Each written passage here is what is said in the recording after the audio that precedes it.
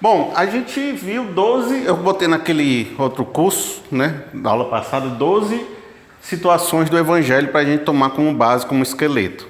E a gente chegou até a sétima, né, sétima ou oitava ali. E faltou essas quatrozinhas aqui, naquela época que eu falei assim, que agora eu estiquei, né, como se eu tivesse, né, uma fotografia, estiquei assim, até aqui para a gente pegar essa quadra. Na verdade, por que vai ser essa aula só isso? Porque essa parte da Bíblia, que é a parte que diz respeito à entrada em Jerusalém, crucificação e ressurreição, é talvez uma das áreas maiores dos evangelhos e é uma das áreas mais significativas em termos de relevância e importância. Que às vezes a gente já está acostumado muito por ver Páscoa, por ver muitos filmes de Jesus, muita crucificação, a gente acha até comum, por isso que não acho que ela é uma parte tão significativa dos evangelhos, mas muitos capítulos estão nela. E muitos acontecimentos. É como se fosse, então, o ápice do Evangelho. O Evangelho começa com o nascimento, vem ali a chamada de Jesus, vem os milagres, os embates. É como se Jesus estivesse na periferia, na Galileia, na Cafarnaum. Ele está ali na periferia do movimento, está ganhando popularidade, está ganhando seguidores, as pessoas estão falando dele, o negócio está crescendo. Lá na Transfiguração a gente percebeu que logo antes, ele é Elias, ele é Jeremias, já começam a achar, a fama dele já vai correndo como um grande...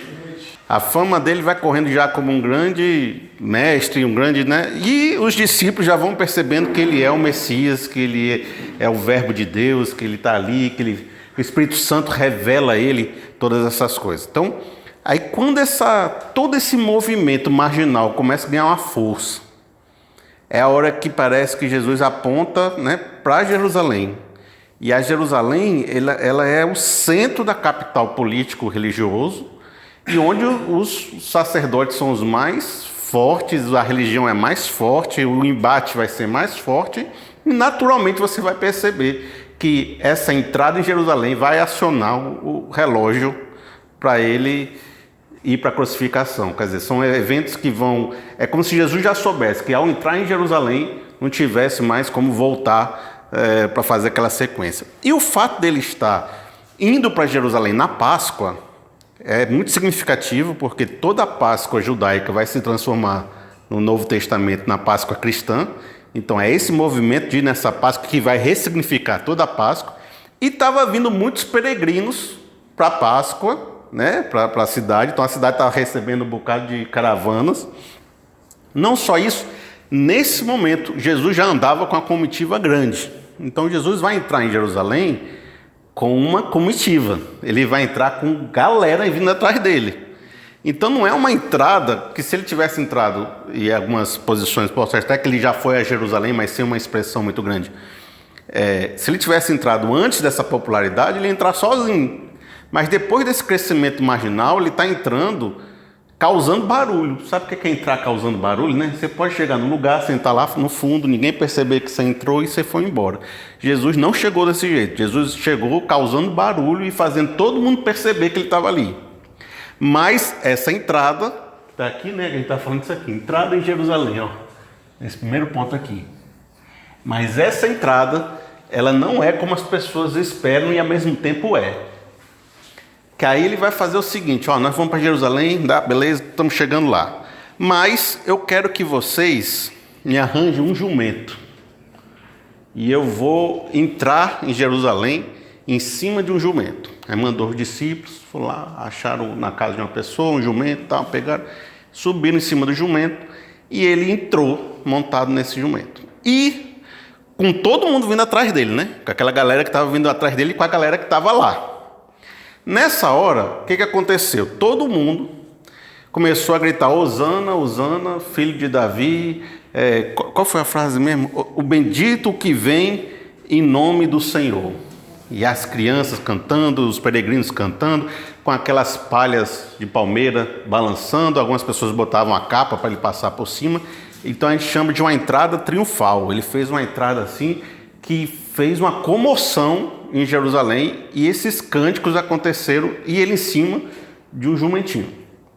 Aí algumas questões se levantam, né? A primeira é de que, como eu falei lá na outra aula, no começo da outra aula, existe essa coisa da comparação de um reino espiritual que Jesus está trazendo e um reino de um império romano. Quando os governadores romanos chegavam na capital, eles chegavam em cavalos, em comitivas, né, fantásticas, com soldados andando ao lado dele, e faziam a festa. Jesus, ao contrário, foi um pobre, né, em cima, com os peregrinos, com o pessoal que vinha andando descalço, em cima de um jumento, né? Tu vê que quem está lá sabe como é que é a entrada de um grande rei. Aí você vai ver o rei que vem em nome do Senhor Davi, está vindo totalmente contrário do rei que eles esperariam, messiânico, né? O messiânico entraria fantástico igual o Império Romano. Aí está vindo o Jesus em cima do jumentinho, né? Só que, ao mesmo tempo que isso demonstra um Jesus que muda a compreensão das pessoas sobre quem ele é, inverte a lógica, Zacarias 9:9 vai dizer assim, até aqui, né? Zacarias 9:9.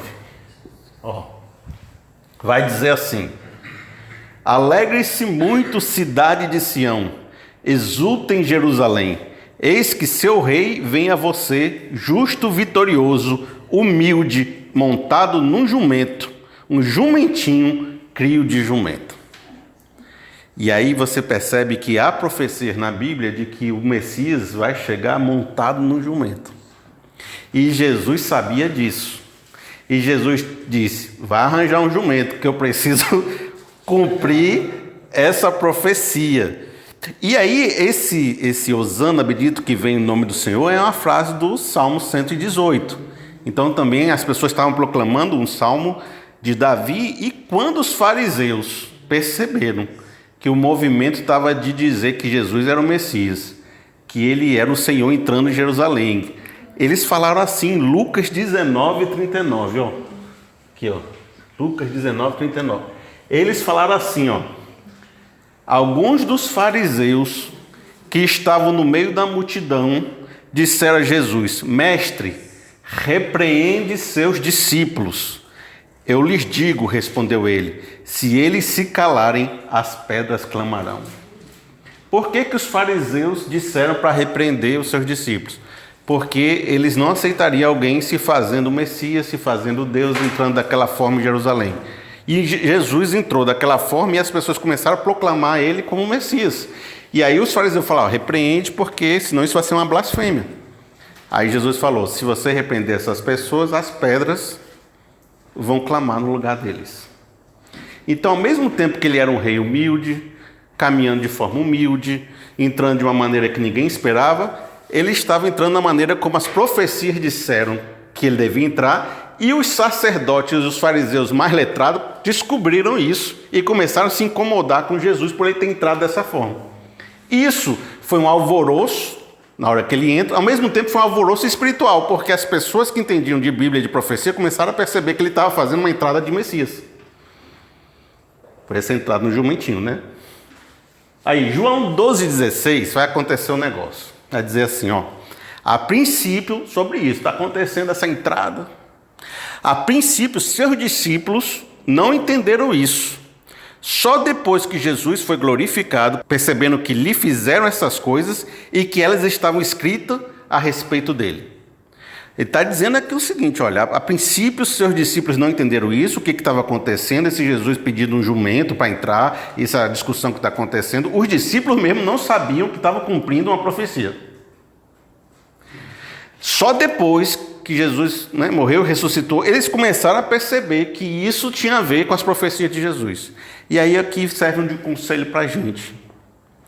Muita coisa que aconteceu nessa hora, nos evangelhos, os próprios discípulos que andavam com Jesus não conseguiam entender. E muitos dos sacerdotes, dos fariseus, também não entenderam. E muitos dos impérios romanos também não entenderam. Parece que havia uma cegueira até mesmo espiritual muito grande, por isso que alguns textos bíblicos vão até dizer que Deus cegou esse povo para não entender. Mas eles realmente olhavam as coisas acontecendo e, sei lá, é como se fosse alguém que dissesse assim hoje: se eu voltar no tempo, eu vou investir ações na Apple. Porque eu vejo que ela deu tudo certo, olha só, é claro que ela ia ser a maior empresa do mundo, Steve Jobs era um gênio e tal. Mas naquela época ninguém quis investir dinheiro nela, porque achava... Hoje é fácil perceber que era isso, mas na hora ninguém conseguia perceber. Na hora ninguém conseguia entender por que Jesus está querendo entrar com o negócio de um jumento. Mas depois que você olha para trás, você percebe que isso tudo tinha a ver. Entendeu? Então esse aspecto é muito importante. Também isso serve para nós, para você, estiver lendo na sua casa, não estiver entendendo, você fica entendendo que os discípulos mesmo não entenderam as coisas. Então, isso é normal, não se preocupe não. Depois, vai aí, um dia que passasse uns anos, você volta para aquela passagem, aí você diz, entendi, era isso. Então não fique achando que tem que entender tudo, todas as vírgulas. Eu mesmo estou entendendo as coisas agora. Às vezes tem passagens que eu entendi de um jeito, passa 2 anos, eu entendi, ou de outro jeito, passa 2 anos, eu já entendi mais um pouquinho, né? Às vezes eu ensino um negócio aqui, dá 2 anos, eu digo, dá para a gente refazer aquele ensino de 2 anos atrás? E faz parte. Não fique achando que você não pode errar nenhuma vírgula, que você não pode, né, saber algo diferente, porque nem eles sabiam direito. E a gente tem mais conhecimento que eles tinham, porque a gente tem toda a Bíblia, toda a tradução, tem tudo, eles pareciam que ficavam assim. Aí Jesus não só entrou em Jerusalém, causou já essa primeira confusão, quando ele foi para o templo. E aí, amigos, eu vou dizer um negócio, se você quer fazer a confusão mesmo, você tem que ir para o centro da religião. Por isso que eu estou dizendo que Jesus, quando decidiu entrar em Jerusalém, ele não foi escondido, ele não foi achando que agora vai ser tranquilo, ele foi dizendo, eu vou fazer a confusão, eu vou entrar com a comitiva todinha, o pessoal vai entender que é o Messias que está entrando, e eu vou para o centro religioso, onde estão os caras mais sacerdotes, o sumo sacerdote, está todo mundo lá. E aí quando ele chega lá, o que ele faz? Marcos 11:17. E os ensinava dizendo, não está escrito, a minha casa será chamada casa de oração para todos os povos, mas vocês fizeram dela um covil de ladrões. Aí ele chega no centro da religião e diz, vocês são covil de ladrões. E sai derrubando as mesas de câmbio, de venda de pombinha, de coisa de tudo, que de fato a religião se tornou um comércio, e o comércio dos peregrinos era forte, eles vendiam os sacrifícios para os peregrinos que estavam vindo para poder fazer o sacrifício. Então havia todo um comércio ali dentro do templo, e daquele coisa que às vezes a gente fica pensando, isso aqui é religião, isso aqui é um comércio, né? E às vezes a gente sabe que ali é feito algo bom, mas está sendo feito de uma maneira não tão boa. E isso aí só acontecia naquela época, né? Hoje em dia essas coisas não acontecem, mas acredito que se Jesus entrasse em muitas situações, talvez fizesse a mesma coisa hoje em dia. Mas ele entra, só não faria porque a gente já entendeu que templo não é isso, né? A gente já entendeu, não tem por que ele entrar aqui, porque não se manifesta mais dessa forma como templo. Talvez ele entrasse no seu coração e dissesse, o que você está fazendo aí, esse covil de ladrões? Como é que está aí seu coração vendendo aí as coisas de Deus? Talvez a entrada de Jesus fosse no coração da gente, não mais numa casa de tijolo. Mas ele entra no meio da confusão e faz uma purificação do templo. Mas não só isso, ele não só entra e enfrenta logo toda a aristocracia. Ele planta um local de pregação no meio do templo. Você vai ver que Lucas 19:47 vai dizer assim, todos os dias ele ensinava no templo, né? Lucas 19:47. Todos os dias ele não só entrou, fez a confusão, mas todos os dias ele ficava lá no meio do templo, pregando. Quer dizer, se o cara não estava satisfeito com Jesus, se os sacerdotes estavam incomodados com Jesus, se já pensavam que tinham que dar um jeito em Jesus, agora que ele estava no meio da casa deles e pregava todo dia lá, Jesus não chegou escondido. Jesus foi mostrar quem ele era na frente deles, para dizer assim, ou vocês agora entendem ou vocês não entendem. Aí, no mesmo versículo diz assim, mas os chefes dos sacerdotes, os mestres da lei e os líderes do povo procuravam matá-lo. Então você vê que ao mesmo tempo que ele está lá ensinando no meio do templo, os mestres da lei estão querendo matá-lo, já que não entraram aqui. Isso é muito interessante porque você vai ver esses dois impactos. Ele, ao mesmo tempo que ele prega e faz críticas profundas, ele gera não conversão, ele gera não arrependimento, ele gera oposição. ele gera as pessoas com mais raiva dele. E aí ele vai falar vários versos, várias explicações, várias parábolas para mostrar para o povo que isso está acontecendo. Uma das parábolas mais interessantes nessa hora que ele vai citar é a parábola dos lavradores maus. Ele vai dizer, olha, tinha um senhor, presta atenção vocês aqui, tinha um senhor. Estou dizendo, Jesus falando com a galera, né? Não é vocês não. Jesus tinha um senhor, um dono, construiu uma vinha e botou os servos para trabalhar. De vez em quando ele mandava os ajudantes dele ir lá para falar, pegar os frutos, pegar o rendimento, ver como é que estava. Né? Quem tem negócio aqui sabe, né? Aí passa lá, mandar meu gerente lá para resolver. Quem era o gerente? Eram os profetas. Mandava os profetas para Jerusalém, para falar com Jerusalém, para ver como é que está a situação, para ver como é que está a vinha, para ver como é que está a circunstância. E diz, nessa parábola, que os servos, os servos que estavam lá na vinha, matavam os gerentes que eram enviados, né? Os ajudantes que eram enviados. Aí, em determinado momento, o senhor da vinha falou, então eu vou mandar meu filho, porque meu filho eles vão respeitar. Aí diz assim, ó, Lucas 20, 14. Mas quando os lavradores que o viram, combinaram entre si dizendo, este é o herdeiro, vamos matá-lo e a herança será nossa. Assim, lançaram-no fora da vinha e o mataram. O que lhes fará então o dono da vinha? Jesus perguntou. Para esses servos que chegaram e mataram o filho dele? Virá, matará aqueles lavradores e dará a vinha a outros. Quando o povo ouviu isso, disse, que isso nunca aconteça. Jesus olhou fixamente para eles e perguntou, então qual é o significado do que está escrito? A pedra que os construtores rejeitaram tornou-se a pedra angular. Aí Jesus já puxa de novo algumas interpretações bíblicas sobre ele, dizendo, e ele está dizendo o seguinte, olha, Jerusalém, vocês são carne de pescoço. Todo mundo que a gente manda para vocês querem matar. E agora veio o filho, Deus mandou o filho, e vocês querem matar o filho também. Já mostrei ali que os fariseus já queriam matá-lo, né? Agora, aquelas pessoas que vocês rejeitam são os enviados de Deus. E a pedra que os construtores estão rejeitando, que sou eu, vai se tornar a pedra da salvação, a pedra angular, a pedra fundamental de toda a salvação e redenção. E vocês estão rejeitando essa pedra. E aí Jesus, e lá na frente também ele fala assim, Jerusalém, Jerusalém, quantas vezes eu quis já ajuntar vocês como uma galinha, ajunta os seus filhotes debaixo das suas asas, e vocês não quiseram.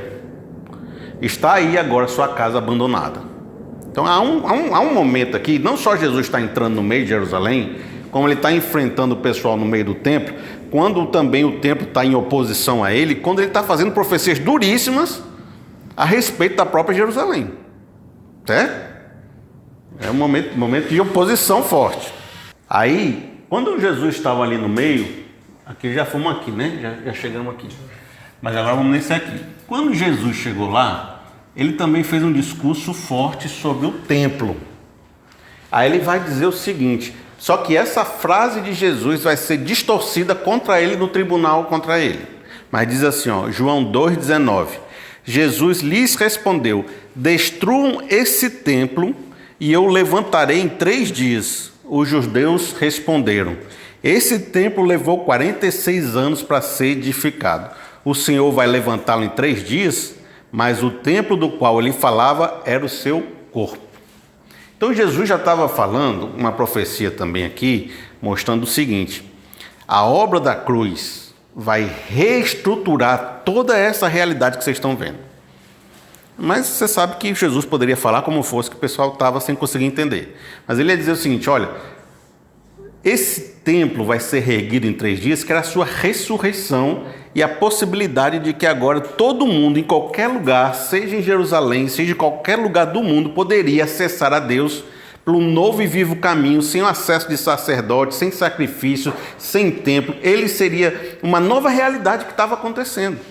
Toda aquela estrutura da fé que era voltada em cima de um templo de sacrifício de sacerdote ia deixar de existir. E não era porque ele ia destruir tudo, não. É porque ele ia transformar um acesso muito mais fácil, muito mais livre para todo mundo.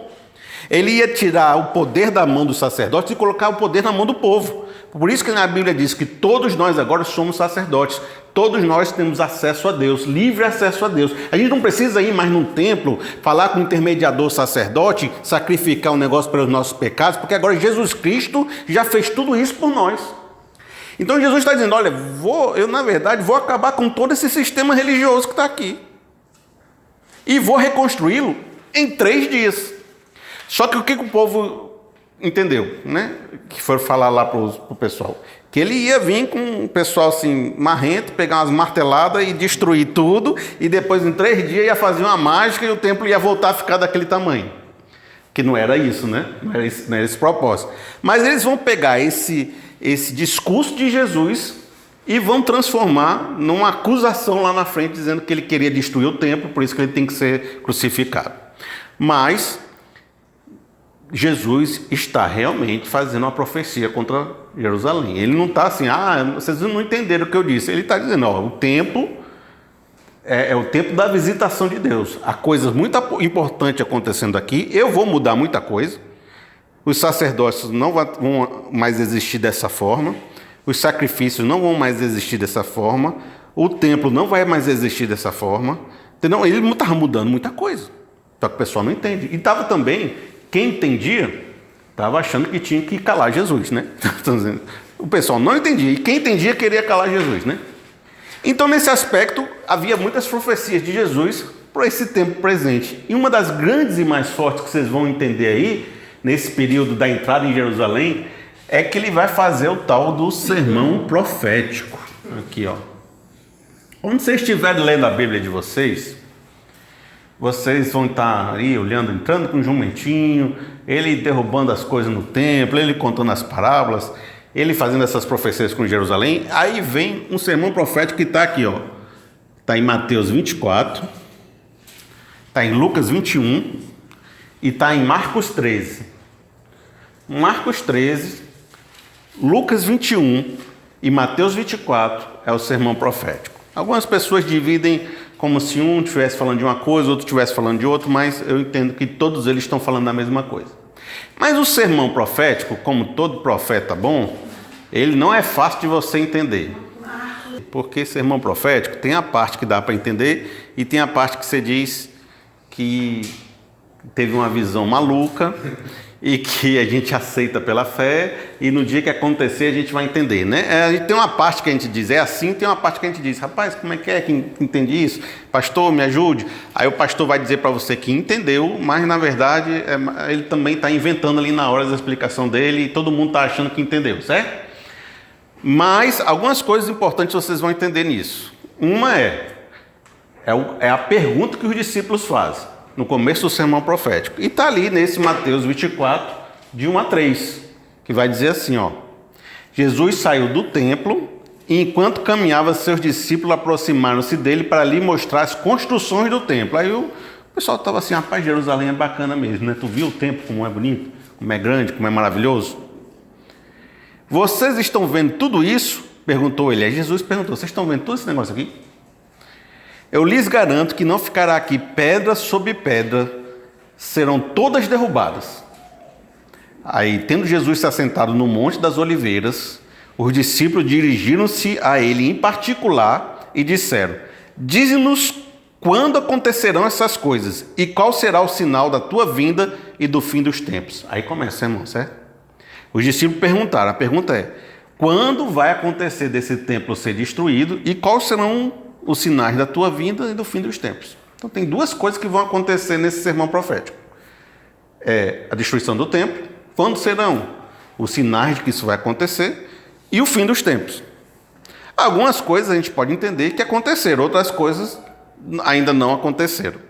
Então ele vai falar vários sinais desse momento de exércitos cercando em volta dele, de pessoas chegando em Jerusalém, de perseguição se aprofundando, e dizendo assim, quando vocês ouvirem dessas coisas e vocês estiverem na Judéia, fujam da cidade, não fiquem na cidade não. Por quê? Porque vai vir um exército, vai rodear Jerusalém e vai destruir o templo.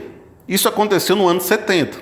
Vamos supor que Jesus, né, morreu 30, tem as divergências aí, vamos supor ali em volta dos 30. Aí foi lá para os 70, destruiu o templo, certo? Aí ele fala, não se passará uma geração sem que essas coisas aconteçam. Uma geração na Bíblia é mais ou menos 40 anos, né? Você vê que Jesus meio que profetizou que esse templo ia ser destruído, e aconteceu. Quando houve uma revolta dos judeus contra o Império Romano, o Império Romano, vocês estão querendo se revoltar, e pegou lá o Tito e Vespasiano, cercaram a cidade, matou todo mundo, destruiu o templo e expulsou os judeus de Jerusalém. Mais ou menos isso. Então é um negócio que aconteceu forte, e Jesus já estava prevendo isso antes de ter acontecido.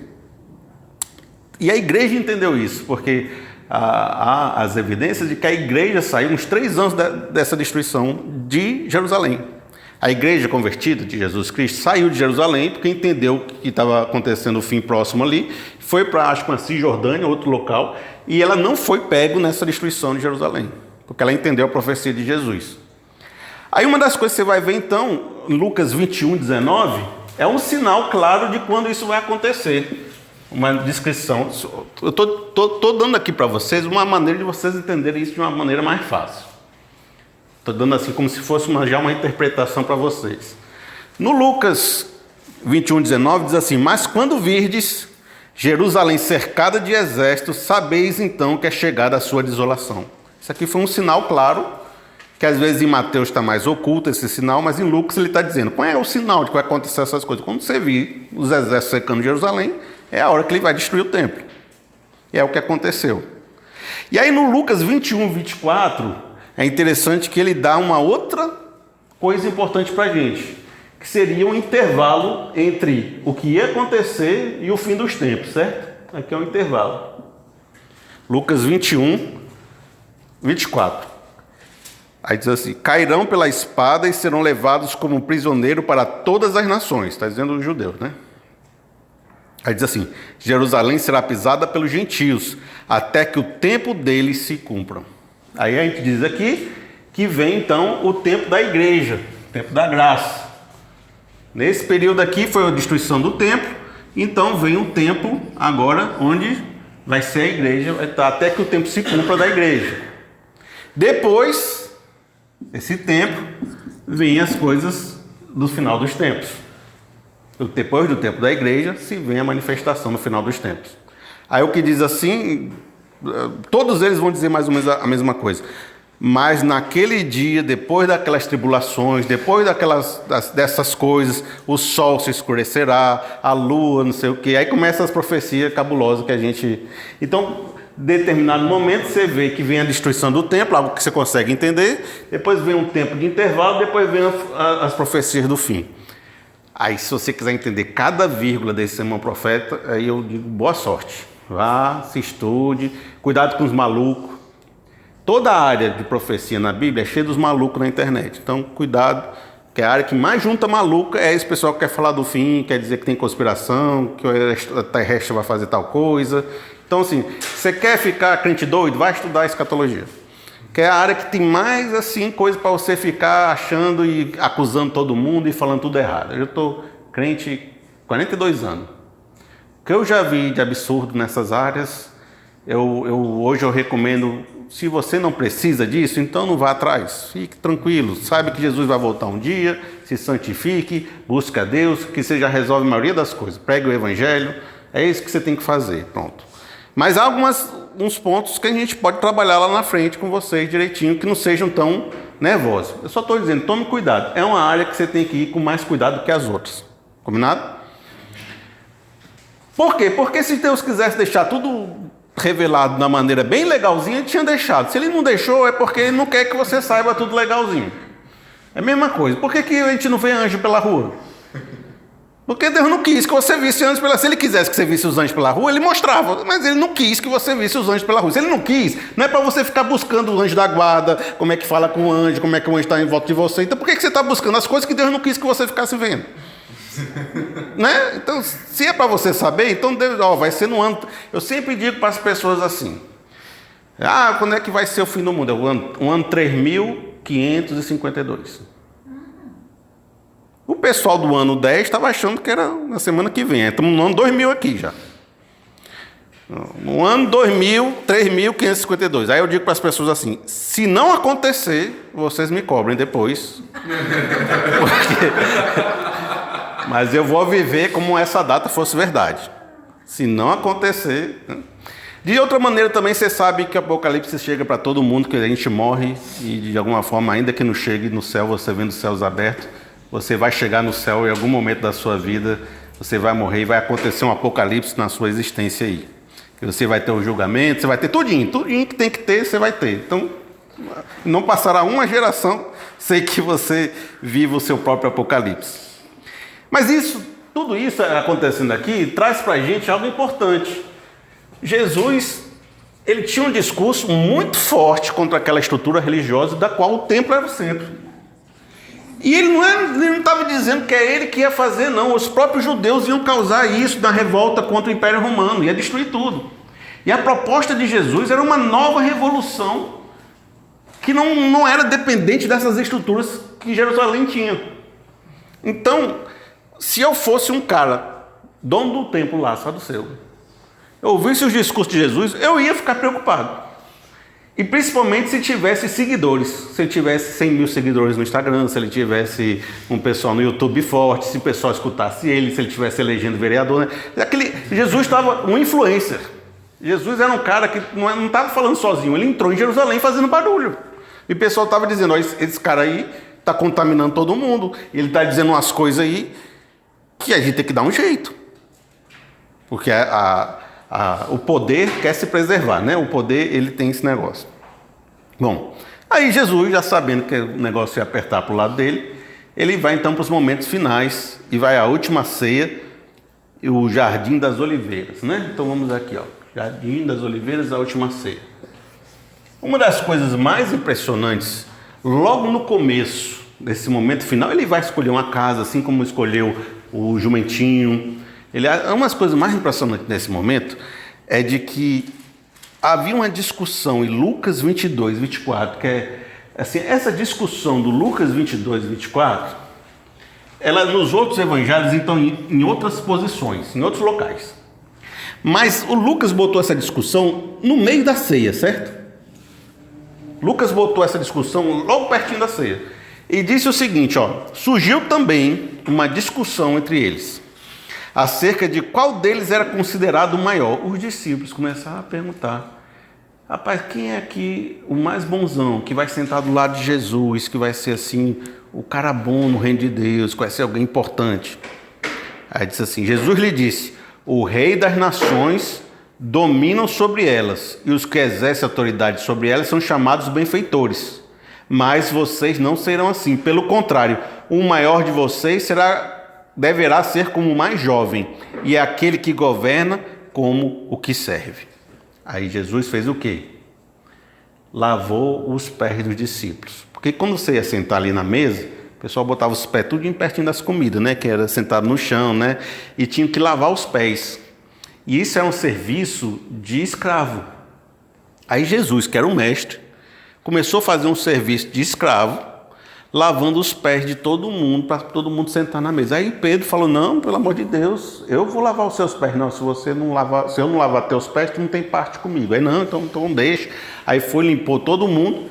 E Jesus mostrou que no reino de Deus, o maior é aquele que serve. De novo, Jesus vai mudando toda a lógica do que é um reino no mundo, do que é uma maneira de que o mundo vê um reino, de como é que o Império Romano se estrutura, de como é que essa sociedade religiosa se estrutura. Jesus, desde aquela outra aula, eu fui mostrando lá a questão do próprio Sermão do Monte, onde Jesus nasceu. Toda a lógica de Jesus é inversa. É o mais pobre, o mais humilde, o que mais serve.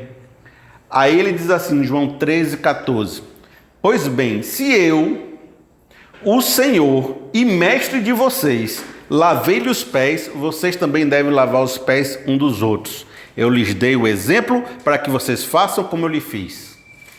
E nenhum discípulo é maior que seu mestre. Se eu fiz isso, agora vocês têm que fazer. Aí, também hoje a gente percebe que é muito difícil a gente ver essa ideia nas igrejas, essas ideias no próprio cristianismo de que se procura muito mais as posições, os locais de destaque do que as posições de servo, né? Aí por isso que Jesus dizia, olha, quando vocês forem num casamento, sente no banco de trás, que se tu for importante, o cara vai te pegar lá de trás e vai te botar na frente, porque o povo quer sentar na frente, o povo quer holofote. E Jesus já quebrava esse negócio todo, né? Então, sempre Jesus está quebrando. Por isso que todo mundo gosta de Jesus. Você vê, qualquer pessoa, sendo evangélico não, diz que Jesus era um cara legal. Diz, olha, Jesus é legal, eu não gosto dos crentes, mas o Jesus é fantástico, né? A pessoa não diz isso? Eu não gosto da igreja, mas eu gosto de Jesus. Porque Jesus era um cara que ele sabia mudar as regras e quebrar com tudo. E ao mesmo tempo ele era super divino nisso, né? Ele era super espiritual, ele é super rei, ele é super Deus ao fazer isso. Aí vamos ver, a celebração da Páscoa. Então ele entrou em Jerusalém na época da Páscoa, né? Está aqui, a celebração da Páscoa. E o que era a Páscoa, para vocês que de repente não tem essa afinidade com os textos bíblicos e nunca pensou sobre isso, só sabe que é um feriado no Brasil. A Páscoa judaica era uma celebração pela saída do Egito e principalmente naquela última praga que foi a morte dos primogênitos. Então, na última praga que Deus jogou em cima do Egito para forçar o Egito a soltar o povo dele, tinha as 10 pragas, né? A última praga foi a morte dos primogênitos. E nessa praga diz que o anjo da morte ia passar pelo reino do Egito. E os israelitas deveriam, né, sacrificar um cordeiro, pegar o sangue desse cordeiro, botar na porta, né, nos umbrais da porta, e quando o anjo passasse por uma porta, que ele visse que tinha o sangue do cordeiro, ele não ia, né, atacar o primogênito e ia passar para a próxima casa. Então, desde então que aconteceu isso, convencionou-se que isso vai ser feito uma vez por ano, em celebração à libertação do Egito e esse momento de misericórdia e de tudo de salvação e libertação que Deus fez no meio do povo. Essa era a Páscoa. E aí tem esse cordeiro, né, que foi morto para que a gente, através do sangue dele, a gente pudesse... E foi a partir de então que se estabeleceu também na lei os sacrifícios. Por isso que quando você está em pecado e está em falta, você jogava a sua culpa diante de um animal, de um terceiro ali, e a sua culpa era então morta com aquele animal e você recebia a misericórdia, né? E uma vez por ano, o sacerdote entrava ali no local mais santo, o sumo sacerdote, e fazia um sacrifício por todo Israel, para que tirasse o pecado de todo Israel através de um cordeiro morto ali, imolado, através daquele sangue morto, a morte que era destinada a mim foi jogada sobre outra pessoa e me justificou, certo? Todas as religiões que trabalham com sacrifício estão tentando trabalhar essa ideia depois que Jesus resolve. Então, hoje em dia ainda tentam trabalhar essa questão do sacrifício, mas isso já foi resolvido na cruz. Quando a pessoa diz assim, sacrifique o seu dinheiro no altar, que aí Deus vai fazer as coisas, né? Mas esse sacrifício já foi feito na cruz. Você não tem que sacrificar mais nada para Deus fazer para você, nem te perdoar, nem fazer nada para você. Certo? Aí, Jesus, então, foi ali na ceia, instituiu a ceia. Aí a ceia ele fala assim, ó, esse sangue, aí pegou o cálice do sangue, é a nova aliança que eu faço por vocês, né? Esse é o sangue, é a nova aliança que eu tenho para vocês. E esse termo, a nova aliança, é um termo conhecido também do Antigo Testamento, porque Moisés fez uma aliança com Deus, com o povo, que eles seriam o povo. Tem a aliança de Abraão e tem a aliança de Moisés no Monte Sinai, né? Tem aquela aliança. Então, o vinho velho, né? O vinho velho. Aí o vinho novo que Jesus propõe, está propondo uma nova aliança. Uma nova maneira de entender a perdão de pecados, uma nova maneira de entender o sacerdócio, uma nova maneira. Então, Jesus está trazendo uma nova maneira de se relacionar com Deus, que é superior a essa antiga aliança, no sentido de que ela vai trazer, né, o sacrifício final e o sacerdote final. Aí você vê lá em Jeremias 31 a 34, aqui ó. Vocês estão conseguindo me acompanhar nas coisas que eu estou falando? Ou tem alguém meio sem conseguir? Tá, aqui Jeremias, ó. Isso aqui é profeta da época que Jerusalém foi destruída por Nabucodonosor, os piores momentos e a primeira destruição do templo. Aqui, ó, a primeira destruição do templo foi aqui, certo? Jeremias falando com a Jerusalém toda destruída. Jeremias dizendo, estão chegando dias, declara o Senhor, isso aqui uns 500 anos antes de Jesus. Estão chegando os dias, declara o Senhor, quando farei uma nova aliança com a comunidade de Israel. e com a comunidade de Judá. Não será como a aliança que fiz com seus antepassados quando os tomei pela mão para tirá-los do Egito. Porque quebraram a minha aliança, apesar de eu ser o Senhor deles, diz o Senhor. Esta é a aliança que farei com a comunidade de Israel depois daqueles dias, declara o Senhor. Porei a minha lei no íntimo deles e escreverei nos seus corações. Serei o Deus deles e eles serão o meu povo. Ninguém mais ensinará ao seu próximo nem ao seu irmão, dizendo, conheço o Senhor, porque todos eles me conhecerão, desde o menor até o maior, diz o Senhor. Porque eu lhes perdoarei a maldade e não me lembrarei mais dos seus pecados. O que aqui Jeremias está dizendo? Vai vir uma aliança, onde o perdão de pecados vai acontecer, e esse povo vai me conhecer e serão meu, né? Eu escreverei a lei dentro do coração deles. O que Paulo fala? Judeu, lá na frente em Romanos, judeu não é aquele que é na circuncisão no exterior, mas aquele que é circuncisado no interior. Aí diz, eu botarei a lei no coração deles. Então aí tu vê que essa nova aliança, assim, agora, Jesus falando lá na ceia, eis que faço com vocês, Jeremias 33, uma nova aliança. Está cumprindo a profecia de Jeremias. E um novo sacrifício, então, vai acontecer. Depois ele fala assim, esse pão é o meu corpo que é dado por vós. Aí vocês lembram da primeira aula que João Batista disse, eis o Cordeiro de Deus que tira o pecado do mundo. Então esse é o meu corpo, eu sou o sacrifício, o meu sangue é o sangue de uma nova aliança e eu sou o sacrifício dessa nova aliança que vai acontecer. E a partir de então, a gente vê que essa ceia foi instituída como memorial disso que aconteceu e a gente anuncia Jesus Cristo até que ele venha fazendo a ceia no meio de nós. Então todos esses elementos que eu estou falando com vocês são elementos comuns da fé cristã que vocês todos vivem todos os dias, ceia, tudo, né? E eu estou mostrando o que aconteceu nesse cenário de Páscoa e nesse sentido, o que você entende? Que Jesus é a nova Páscoa, porque ele é o novo sacrifício, ele é o que vai trazer o perdão, ele que vai trazer a misericórdia, a redenção. Então ele é a Páscoa, não é que ele vai instituir uma nova Páscoa, ele é o sacrifício, ele é tudo, certo? Ó, aí na oração do Getsêmani é o seguinte, diz assim, ó, Marcos 14, 26. Depois de terem cantado um hino, é uma das poucas passagens que a gente vê louvor no meio do ministério de Jesus.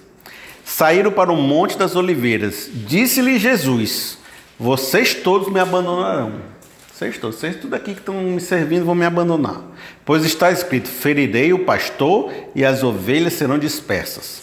No 28 diz assim, mas depois de ressuscitar, irei adiante de vocês para Galiléia. Então aqui, né, essa passagem aqui, ela dá dois universos importantes. Qual é os dois universos que Jesus revelou? Que ele vai ser ferido, vai ser morto. E que ele vai ressuscitar e vai para Galiléia. E que vocês vão tudo fugir porque eu vou ser morto, né? Tudo se escapar, né? Pedro vai negar, o pessoal vai... E eu vou ser morto. Agora sim, entre ele ser ferido e ele ser ressuscitado, a gente pode pensar que é uma esperança. Ele vai ser ferido, mas ele vai ressuscitar. Então está todo mundo feliz. Mas não é assim que as coisas acontecem. Ele tem que passar por uma cruz. E como é que o cidadão passa por uma cruz sem se tremer, sem achar complicado, sem sofrer, sem ter uma angústia? Jesus não estava assim morto e feliz porque ia para uma cruz, não. Então a alma dele estava profundamente abatida pelo fato de ele ir para a cruz. O fato de a gente saber que tem que ir para a cruz não tira o peso de você ter que enfrentar essa cruz. E todos nós temos uma cruz, segundo a Bíblia. O fato de você saber que Deus vai vir no seu auxílio, que tem uma ressurreição para você, que tem uma promessa de Deus para você, não tira o fato que é profundamente difícil você passar por uma cruz. E que isso não vai fazer você ficar madrugadas orando inteira, dizendo, Deus me ajude, você não tem outro jeito para fazer isso, tira de mim esse cálice, meu Deus, por favor, olhe para a minha causa. Porque Jesus era 100% humano também.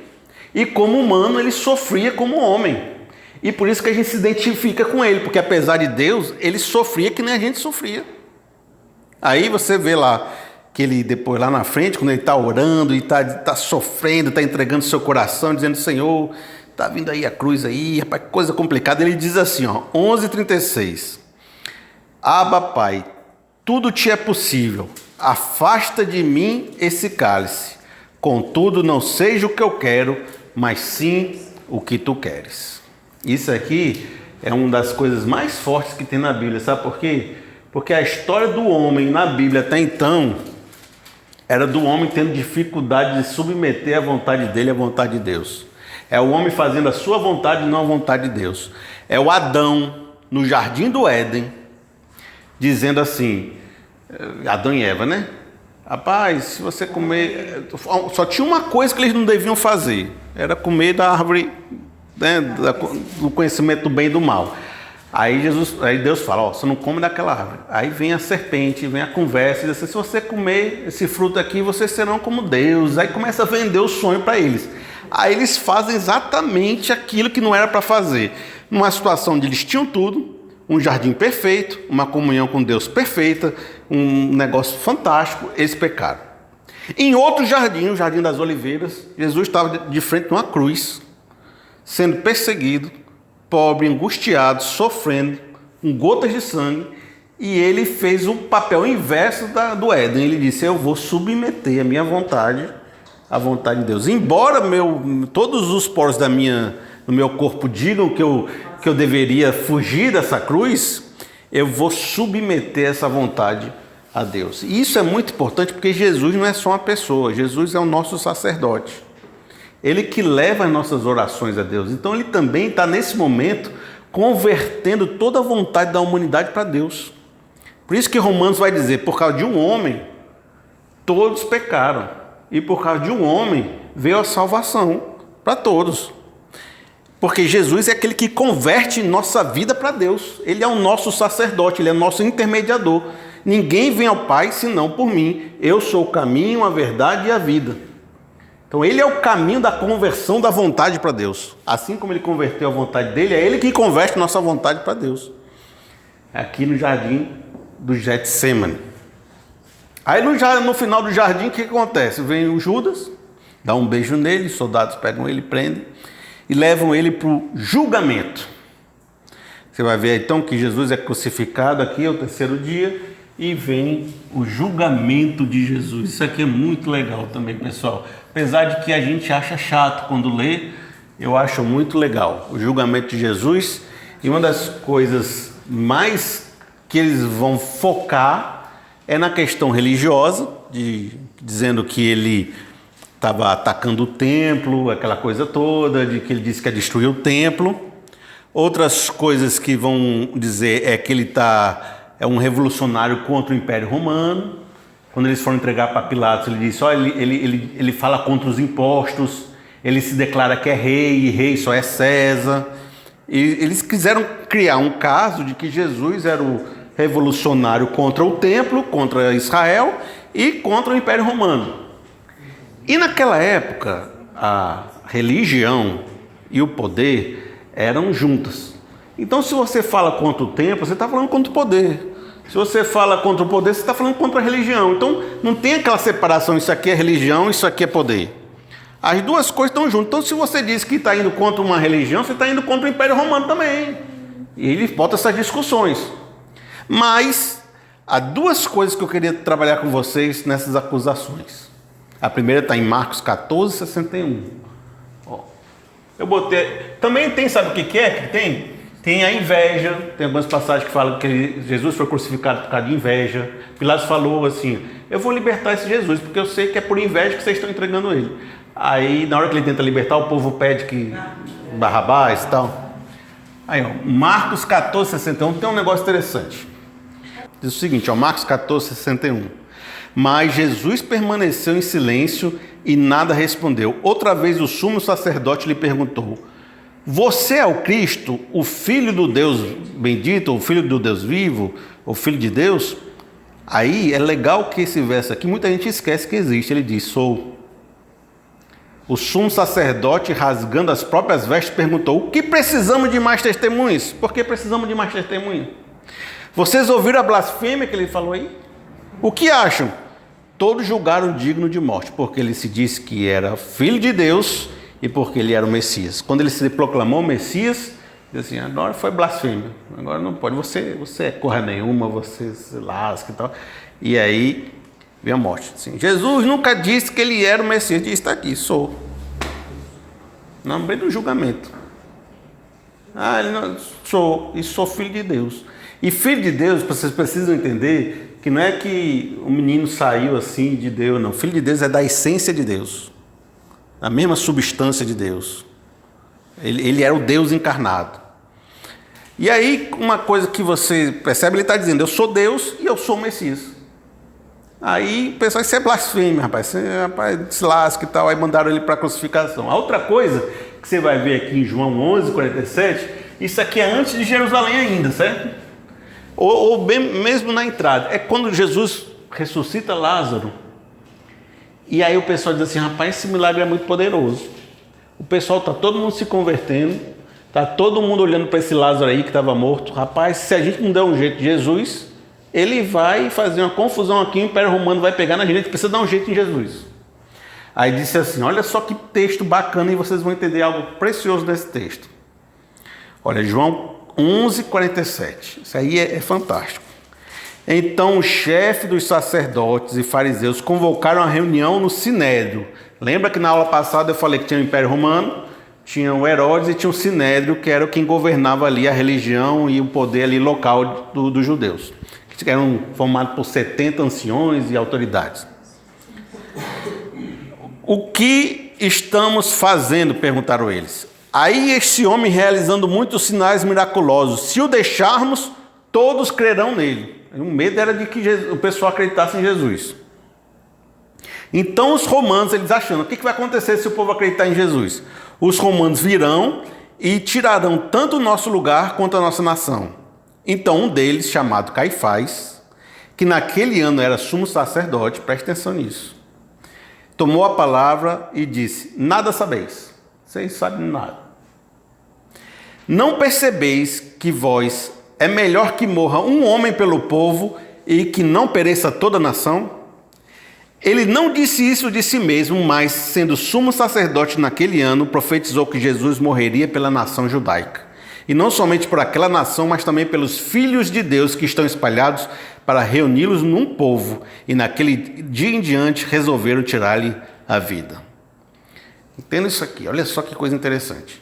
O pessoal viu que Jesus estava fazendo muitos milagres, e em vez de... Rapaz, está ali o Messias fazendo tudo, em vez de reconhecer logo o Messias, né, que estavam esperando. Mas essa castazinha do sacerdote, sumo sacerdote Caifás e Anás, esse era o pessoal ruim mesmo. Depois eles causaram maior confusão depois de Jesus aí, que chegou a culminar na destruição dos anos 70, certo? Ele estava preocupado com o poder mesmo, ele estava preocupado de manter os privilégios lá com o Império Romano, de manter a nação. Só que o texto fala o seguinte, mas ele sendo sumo sacerdote, ele acabou falando uma palavra profética.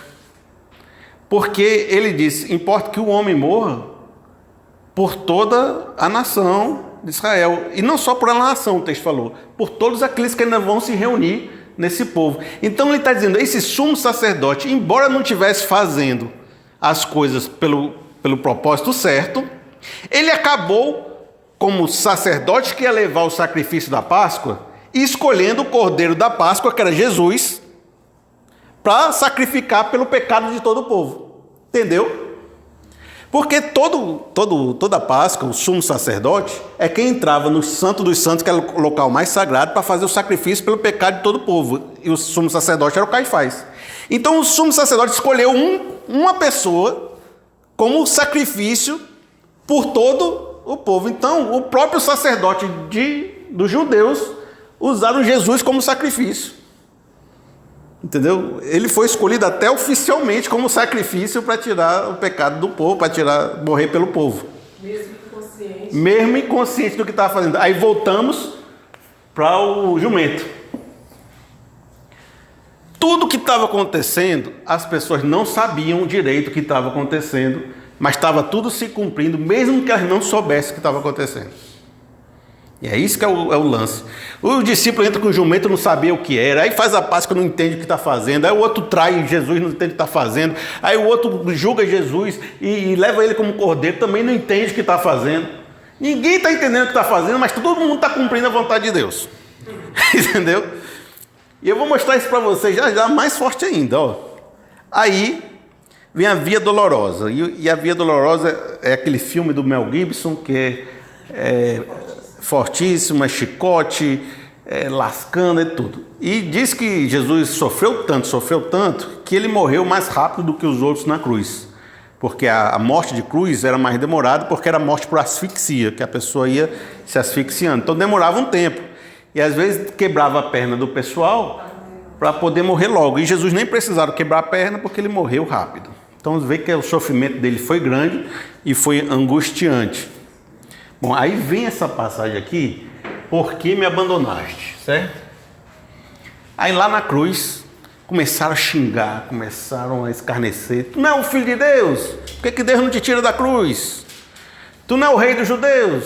E por que tu não faz um milagre? Desce da cruz e a gente crê em você. E começaram a fazer uma série de escárnios, os soldados em cima dele, e dividiram as roupas dele, aqueles elementos todos da crucificação que você percebe. Mas no Mateus 27, 45 diz assim: houve trevas sobre toda a terra, no meio-dia às 3 horas da tarde. Por volta das 3 horas da tarde, Jesus bradou em alta voz: Eloi, Eloi, lama sabachthani, que significa: meu Deus, por que me abandonaste? E algumas pessoas têm dificuldade de entender por que ele falou, né?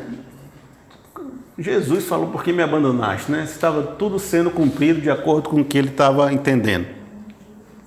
Uma das perspectivas mais clássicas vai dizer que esse era o momento onde Jesus estava recebendo todos os pecados do mundo. E nesse momento há um distanciamento de Deus e há uma imputação nele de toda a desgraça humana nesse momento. E é o momento mais profundo de dor, que ele ia morrer ali com os pecados do mundo. Então nesse momento ele estava recebendo toda a condenação e vem essa frase. A outra maneira de você explicar essa frase é de que, de novo, como Getsemane fala, uma reflexão e mostra o quão profundo era a dor, a solidão, o desprezo e o escárnio que ele estava assistindo na cruz. Seria muito pior você dizer: estou legal aqui na cruz, estou de boa, pode escarnecer mais. Não, ele estava ali numa profunda solidão e uma profunda dor, e mostra que passar a cruz às vezes é passar por um momento de profundo sentimento de abandono. Agora, uma das coisas mais interessantes que eu acho também é que isso demonstra que ele é 100% humano, mas demonstra também que ele é 100% Deus, porque você sabe que quando ele quisesse, ele podia sair daquela cruz. O fato de ele continuar na cruz, sofrendo, é o lado do cara que converteu sua vontade para Deus.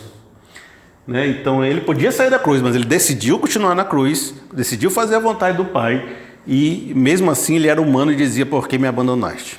Agora, uma coisa muito interessante é essa frase. E essa frase, de novo, você vê essa frase, você não entende. As pessoas não entendem o que está acontecendo. Olha só o que diz Lucas 23, 34. Ó, Lucas 23, 34. Diz assim: Pai, perdoa-lhes, pois não sabem o que estão fazendo. Eu estou desde o começo aqui dizendo que o pessoal não sabia o que estava fazendo, não era só nessa hora não. Jesus na cruz não está só falando da galera que está crucificando ali o soldado, não. Ele está dizendo isso de uma maneira até geral. Perdoa porque está todo mundo cumprindo a sua vontade, mas não sabe o que está fazendo. Olha só o que diz aqui na sequência que continua. Então eles dividiram a roupa dele tirando sortes. Com isso em mente, pensa aí, eles não sabem o que estão fazendo. Quando ele fala assim: Pai, por que me abandonaste? Você pode entender que ele está jogando uma frase que vai dar uma chave interpretativa para a gente. Porque essa frase é uma frase de um salmo. Não é uma frase que ele inventou na hora. Ele está mostrando um salmo que é o salmo que explica tudo o que está acontecendo. É como se Jesus dissesse: vamos ler o Salmo 22, que vocês que não estão entendendo nada vão entender. Se vocês lerem o Salmo 22, é tudo o que vocês estão fazendo. E o Salmo é escrito muito tempo antes, né? Tudo que vocês estão fazendo, vocês que não sabem nada, perdoa porque eles não sabem o que estão fazendo. Por que me abandonaste é o começo do Salmo. Está tudo descrito ali o que você está fazendo. Eu vou ler com vocês. Salmo 22. Salmo 22, 1. Meu Deus, por que me abandonaste? O Salmo 22, 1. Por que está tão longe de salvar-me? Tão longe dos meus gritos de angústia? É a mesma coisa, Jesus citou o Salmo. Entendeu? No 6 diz assim: mas eu sou verme, e não homem, motivo de zombaria e objeto de desprezo do povo. Está aqui o Salmo 22 dizendo que ele estava vivendo. Desprezo do povo. Caçoam de mim todos os que me veem, balançando a cabeça, lançando insultos contra mim, dizendo: recorra ao Senhor, que o Senhor liberte, que Ele o livre, já que lhe quer bem. A mesma coisa está acontecendo na cruz. É só tu ler o Salmo 22, era a cruz. Os soldados caçoando, as pessoas dizendo para eles descer da cruz.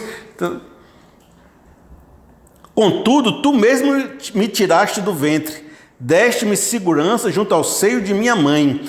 Desde que nasci fui entregue a ti, desde o ventre materno és o meu Deus. Ia mostrando que ele era o divino, o Messias, nascido de Deus. Não fique distante de mim, pois a angústia está perto e não há ninguém que me socorra. Meu vigor secou como um caco de barro, a minha língua gruda no céu da boca, deixaste-me no pó à beira da morte. Vocês veem que quando ofereceram o vinagre com mel para Jesus, ele não tomou, a boca dele estava seca aqui para danar. Olha só o que acontece aqui, ó. Cães me rodearam, um bando de homens maus me cercou, perfuraram as minhas mãos e os meus pés. A cruz. A cruz não é perfura a mão e perfura os pés? Vai ficar na cruz. Os cães me rodearam, perfuraram as minhas mãos e os meus pés. Aí o pessoal diz, não tinha muita profecia para dizer de Jesus, não. Tinha um monte. Isaías 53 diz, pelas suas pisaduras nós fomos sarados, o pecado que estava sobre nós foi jogado sobre ele, né? Cheio de profecias sobre isso que ia acontecer com Jesus. Posso contar todos os meus ossos, mas eles me encaram com desprezo. O que aconteceu na cruz? Não quebraram os ossos de Jesus. Todos os ossos de Jesus estavam lá. Então, quando eles estão achando que estão fazendo um negócio, estão desmascarando o Messias falso, que nada disso está valendo, que ele, na verdade, estão escarnecendo um doidinho, dizendo, tudo isso que vocês estão fazendo aí, já estava escrito aqui que vocês iam fazer. E eu estou dando a chave interpretativa para vocês. Por que me abandonaste? Aí diz o seguinte, ó. Dividiram as minhas roupas entre si e tiraram sorte pelas minhas vestes. Não foi o que eu li ali, o soldado tirando a sorte pelas vestes de Jesus? Perdoa porque eles não sabem o que fazem. Vocês estão fazendo tudo isso aqui, desde aqui, ó. Vocês estão fazendo isso aqui tudinho sem saber o que vocês estão fazendo. Por isso que a Bíblia diz, rapaz, só pode ter sido Deus que cegou o entendimento desse povo tudinho para não saber o que está acontecendo. Tu, porém, Senhor, não fique distante, ó minha força, vem logo em meu socorro. E a sequência do Salmo vai mostrar que o Senhor salva ele, na ideia da ressurreição, e que vem, que o pobre é exaltado, que os humildes são exaltados, e que vem a conversão de todas as nações, vem o acesso às nações a essa justiça de Deus. Então você vê que era aqui tudo isso, e por isso que ele já fala, né, ó, ferirão o pastor, ele já sabe tudo o que vai acontecer, Jesus. Só que o povo que está vivendo com Jesus não sabia bem, não entendia bem quando Jesus falava essas coisas. Tanto que Pedro falou assim, Jesus falou, ó, eu vou lá e vão me matar. Aí Pedro falou assim, rapaz, coisa nenhuma, Jesus, pare com essas coisas, você é doido falando essas coisas. Aí o que Jesus falou? Fora daqui, Satanás. Porque é Satanás tentando Jesus para ele não ir para a cruz. Entendeu? Aí Jesus já sabia bem direitinho o que ia acontecer. Tanto que na transfiguração, a conversa de Jesus com Elias e Moisés era essa coisa da cruz. Ó, morte na cruz. Aí vem, né, o momento da morte da cruz. Em ti entrego o meu espírito, está consumado, está completado. Vem aquele momento especial onde você entende que terminou, finalizou, completei a obra. Ele morre. Naquele momento diz que o véu do santuário rasgou-se. Mateus 27, 51. Naquele momento, o véu do santuário rasgou-se em duas partes de alto a baixo. A terra tremeu, as rochas se partiram. Quando ele morreu, diz também uma passagem que eu acho muito curiosa. Diz que várias pessoas que estavam mortas ressuscitaram naquela hora. Eles entraram em Jerusalém, os mortos. Bem The Walking Dead, né? Rapaz, foi difícil. Foi uma escuridão total. Rapaz, tanto que os soldados que estavam ali, o centurião, disseram, rapaz, esse aí verdadeiramente era o Filho de Deus. Na hora que morre, aí reconhece, né? É que nem aquele pessoal que perde a esposa e diz, eu amava ela, né? Depois que perde a esposa. Depois que morre, isso aí era o Filho de Deus. Agora, esse lance do véu é uma das coisas mais importantes, porque o santuário que havia o sacrifício, ele tinha uma divisãozinha aqui, né? Que aqui era chamado Santo dos Santos.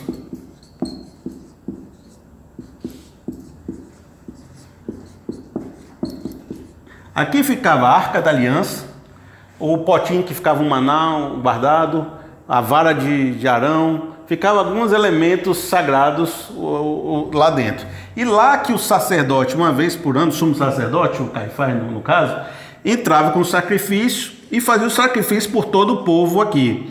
E aqui era considerado o lugar mais sagrado de todos, que se você entrasse aqui sem estar santificado, você era fulminado e morto. Certo? Morria. Então ninguém podia entrar aqui, só o sumo sacerdote. Quando Jesus morre, diz, o véu que separa isso daqui se rasgou. Ele está dizendo assim, essa separação entre Deus e os homens, acabou essa separação. Na morte de Jesus acabou essa separação, não existe mais essa separação. A morte de Cristo nos fez purificados para entrar na presença de Deus, por causa do que não é mais a meu mérito, é a graça de Deus, porque foi pago o meu pecado em Jesus. Agora eu estou purificado para entrar por esse novo caminho que Jesus Cristo abriu. Por isso que diz em Hebreus 10:19. Portanto, irmãos, temos plena confiança para entrar no Santo dos Santos, pelo sangue de Jesus, por um novo e vivo caminho que ele nos abriu por meio do véu, isso é, o seu corpo. Então você percebe que ele abriu esse novo caminho quando ele rompeu esse véu, e agora o véu é ele é um intermediador, ele é um sacerdote. Por meio dele, agora a gente entra nessa comunhão com Deus. Beleza? Ele levou sobre si as nossas transgressões, ele rasgou o nosso escrito de dívida na cruz. Então esse foi o Cordeiro de Deus que tira o pecado do mundo. Aí vem a ressurreição. A ressurreição, o que acontece nela? Os próprios judeus estavam achando que os discípulos iam entrar lá no meio da noite e ia roubar o corpo. Aí botaram lá os soldados. Vem todas aquelas histórias, né? Apareceu um anjo, afastou os soldados. Vem as mulheres ver o túmulo, estava vazio. Aí depois ele aparece, né, para Maria e diz assim, eu vou lá para Galiléia, diz para o pessoal me encontrar lá. Então ele começa a encontrar com os discípulos. Diz a Bíblia que ele apareceu para mais de 500 pessoas. E é engraçado uma passagem que diz que ele apareceu para os discípulos dentro de uma casa, né? Diz que ele entrava com a porta fechada, né? A porta fechada ele entrava assim, né? Aí que diz que a ressurreição não é apenas reanimar um corpo morto. Ele vem de uma nova experiência mística, metafísica, humana. A ressurreição é um novo tipo de ser humano que vem. Não é uma coisa assim, só reanimar um corpo morto. Então o pessoal tinha dificuldade de perceber o próprio Jesus nessa própria existência nova. Quando ele aparece para os discípulos, aí o discípulo, cara, que legal, tal, mas Tomé não estava junto, né? Aí depois eles foram falar com Tomé. Tomé, Jesus apareceu para a gente. Aí o Tomé disse, rapaz, não acredito não, só se eu ver, se eu tocar nas feridas dele, nos pés dele, eu acredito. Aí, quando foi na outra vez, estava Tomé junto, e Jesus apareceu. Aí Jesus falou, olha, pega aqui nas minhas feridas, agora que tu quer ver de verdade aí, né? Vê. Aí o Tomé se ajoelhou e disse, Senhor, foi mal, desculpa. Aí Jesus fala uma frase bacana, disse assim, você creu porque viu. Bem-aventurado aqueles que não viram e creram.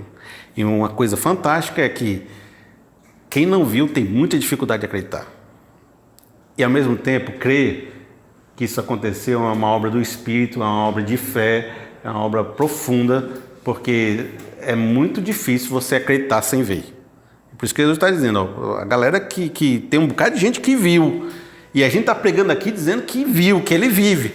E ver era uma coisa tão profunda que toda a mentalidade deles mudaram depois de ver. Inclusive, eles começaram a compreender tudo que Jesus estava dizendo a partir dessas experiências. Então virou o símbolo, o discurso deles dizer, Cristo está vivo. Isso mudou a compreensão deles da própria morte. Por isso que esse pessoal se entregava no meio de apedrejamento, no meio de coisa, ia para longe, era açoitado, era ameaçado e estava correndo atrás, porque eles tinham uma noção da vida muito maior do que essa vida terrena. Eles pensavam assim, rapaz, eu estou lutando aqui, é para uma carreira espiritual. Isso aqui, se a minha vida aqui se acabar aqui, eu tenho um céu. Porque imagine o que seria a sua vida de você ter uma plena certeza da vida eterna. Todos os seus problemas, todas as dificuldades, todos...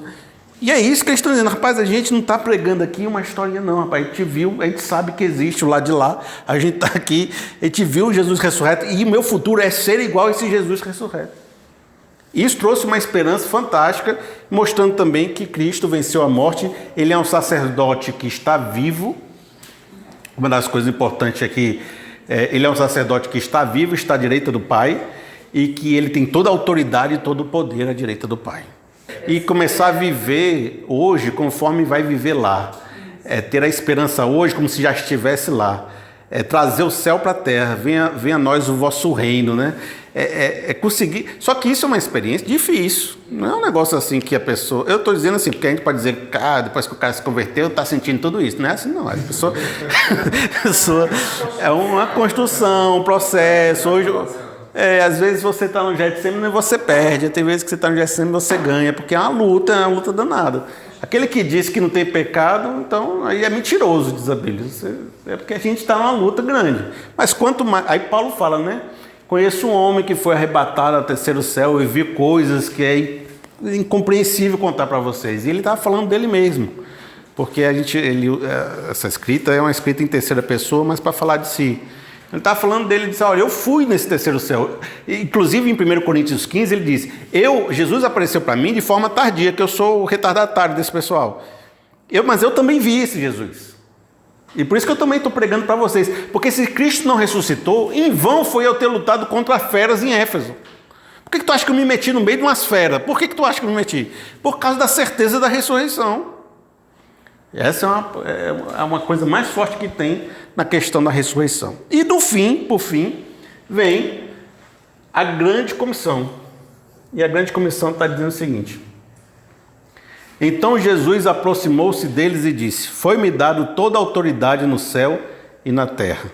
Portanto, vão e façam discípulos de todas as nações, batizando em nome do Pai, do Filho e do Espírito Santo, ensinando-os a obedecer tudo o que eu lhes ordenei. E eu estarei sempre com vocês até o fim dos tempos. E aqui a gente começa meio aquela aula passada, falando de Jesus escolhendo os discípulos para cuidar dos discípulos, treinar os discípulos, para formá-lo a sua comunidade do rei a partir dos discípulos. E a gente termina aqui dizendo, pois agora vocês que viveram tudo isso, que foram treinados, agora vocês vão aí pelo mundo multiplicando esse ensino e fazendo novos discípulos. Minha missão para vocês é essa.